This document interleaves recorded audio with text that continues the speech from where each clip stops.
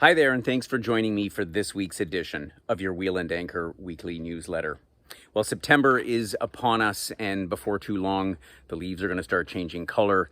We'll probably see some frost on the lawn before long. And this is the time of the year when typically people who haven't already made plans are suddenly thinking, what am I going to do this winter? Where am I going to go? And what kind of adventure do I want to embark on? And so if the trend is with previous years, perhaps with the exception of the pandemic, what we usually find is September is when the phones start ringing off the hook and people are madly looking for something to do because they haven't thought about it so far. And, luckily we still have space on most of our trips this winter. But thinking in a broader sense, despite the fact that things have sort of more or less returned to normal around the world, irrespective of some geopolitical and economic issues that I'm not going to go into, but the travel industry is still very, very much in a state of flux, and we saw a little bit of how that played out this past summer with the airlines and all the chaos. But the rest of the industry is in many ways no different. And we've been obviously witnessing that firsthand as we make plans for our trips next year, and we start to plan even further ahead. In fact, I'm working on our 2024 calendar already. And I just wanted to give you a couple of examples of the kind of chaos that's out there. For example, we had planned to operate a trip to Australia following our New Zealand live-away in April of this year. And it's been on our books for quite some time, but the planning of it has been challenging because, we speaking to our partners in Australia, they in turn with the hotels, and the one hotel has space and the other one doesn't. They don't get back to you. They don't have enough staff. There's so much happening right now, and they're so short-staffed that they're thinking about, the next 3 to 6 months, let alone 6 to 8 months from now, or even next year is not even on their radar screen. And so with all this back and forth, we simply ran out of time and realized that if we don't have a program out now in September for a long distance destination like Australia, it's probably going to be a hard one to sell. So we've had to sort of swallow our pride and say we're not going to be going to Australia this coming year, but nevertheless are going to start working on the following year. Another example is our trip this coming January to Costa Rica. And so this was all settled and done and dusted a long time ago, and we have several members already signed up on the trip.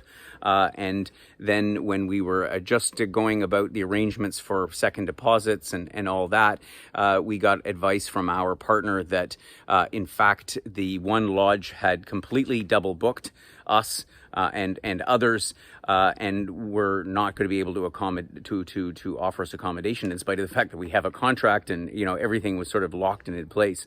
And so again, caught completely on our back foot. Lots of apologies from everyone involved, but in this case we found a solution that makes it just as good, or perhaps even a better program, because we're going to be able to see another national park that was not in the original program. So sometimes there is a silver lining to these things, but certainly not for lack of stress and a lot of additional effort and work on our end when we have plenty to do.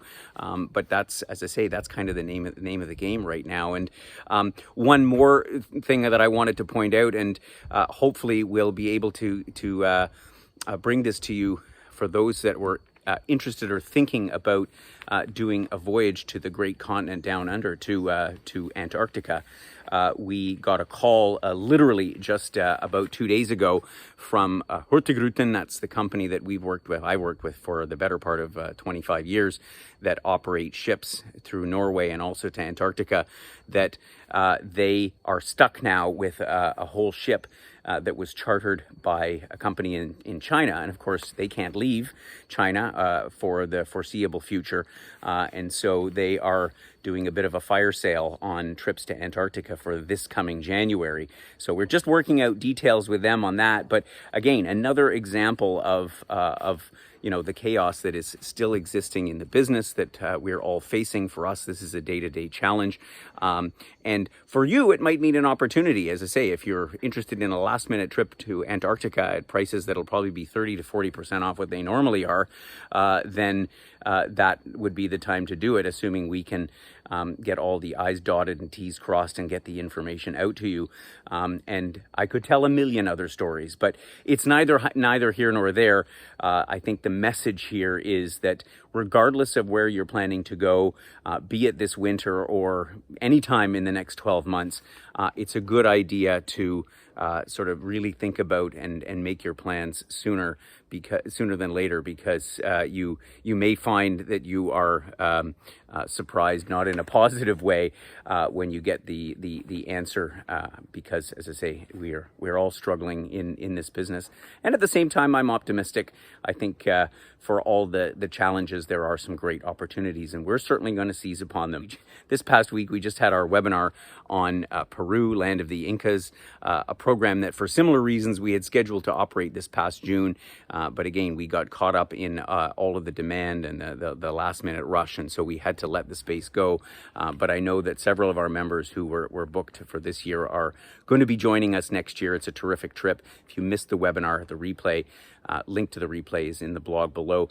This coming week, another close call was our trip to Morocco, but we are going to be launching it this coming Thursday. And this is a fantastic trip that takes in the desert parts, the Sahara, the Atlas Mountains, the cities like Marrakesh and Fez and Tangier.